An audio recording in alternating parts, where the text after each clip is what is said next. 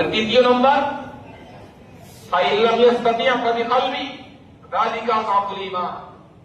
যদি তারও ক্ষমতা না থাকে তারপরে চিঠি পাঠাবে একটা, বলে না, চিঠি পাঠানোর কোন সুযোগ নেই, কাউকে দিয়ে খবর পাঠিয়ে দেওয়ার কোন সুযোগ নেই।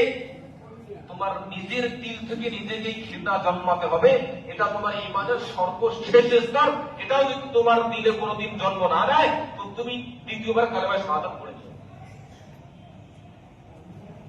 এটাও যদি কোনদিন তোমার অন্তরে জন্ম না নেয় যে এটা কাজ হচ্ছে কিন্তু খারাপ, এতটুকু জ্ঞান গরিমা যদি তোমার আমার ভিতরে না থাকে, দ্বিতীয়বার কালেমায়ে শাহাদাত পড়া করো, তাহলে ঈমান নাই। নবীজি নিজে বলছেন এরা ঈমানের সর্বশেষ স্তর, ঈমানের সর্বশেষ। ইন্নামাল মুমিনুনা আল্লাযীনা ইযা যুকিরাল্লাহু ওয়াজিলাত কুলুবুহুম, ঈমানওয়ালাদের